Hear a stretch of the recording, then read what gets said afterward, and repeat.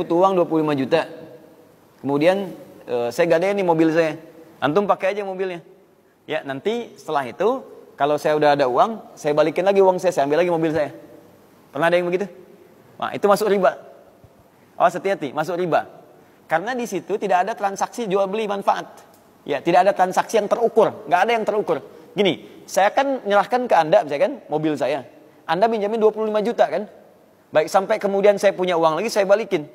Baik, itu status uang itu sebagai apa? Jaminan. Jaminannya tukarnya apa timbal baliknya? Nggak, tukar timbal baliknya apa? Kalau jual beli kan mesti ada timbal balik. Saya keluar uang 10.000, ya, buat beli spidol. Saya dapat spidol dengan nilai yang sama. Spidol ini nilainya 10.000. Saya keluarkan uang, saya dapat spidol.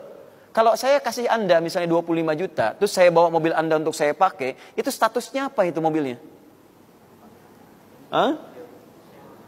Sewa. Kan nggak ada akad sewa di situ. Coba lihat. Nggak jelas, nggak ada akad sewa.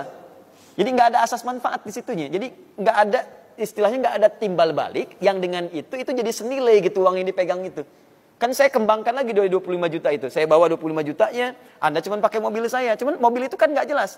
Apakah kalau misalnya, maaf, uangnya nggak kembali, mobilnya gugur, ya kan? Terus nilai itu, nilai mobil sama nggak dengan nilai uang yang keluar? Jelas nggak?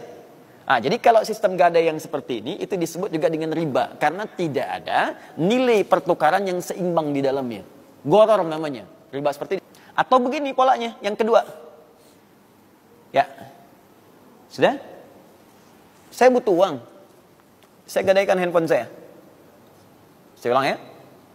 Handphonenya misalnya S9 yang Note. Ya, harganya berapa misal? Misal 12 juta gitu kan. Nah, saya butuh uangnya, taruhlah pengen senilai dengan itu. Digadaikan nih. Ya, kalau saya nggak bisa bayar sekian, maka itu ditransaksikan sebagai jual beli. Ya, tapi yang jadi persoalan kemudian diambil misalnya oleh tempat gadai itu, ya silahkan kami bawa. Tapi uang yang keluar hanya 8 juta. Oke? Uang yang keluar hanya 8 juta. Dan belum ada transaksi jual beli di situ. Yang ada itu adalah sesuatu yang dipaksakan. Saya butuh uang, saking butuhnya, cuma dinilai cuma 8 juta. Barangnya 12 juta. Tidak senilai antara barang dengan uang. Itu pun masuk riba di dalamnya. Jelas ya? Karena memaksakan sesuatu yang tidak senilai, diambil kemudian batas nilai itu untuk memberikan beban kepada orang lain. Sebetulnya uang itu harusnya diterima 12 juta misalnya. Karena harganya 12 juta.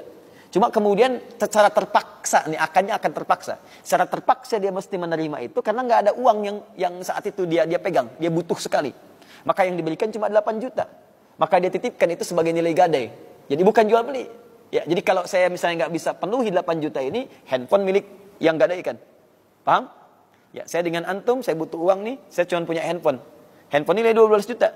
Oke, segadaikannya di saya. Tapi saya cuma bisa minjemin kamu 5 juta. Kalau kamu nggak bisa bayar, handphone ini punya saya. Paham ya?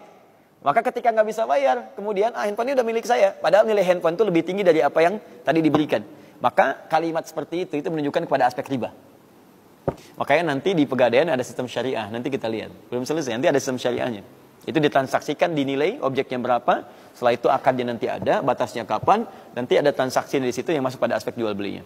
Ya, tidak semuanya nanti haram. Yang penting, lihat rumus cepat awalnya tadi. Rumus awalnya, ketika sesuatu masuk riba, maka kalau ingin itu tetap berlangsung, keluar dari ribanya, masuk kepada transaksi apa? Paham ya?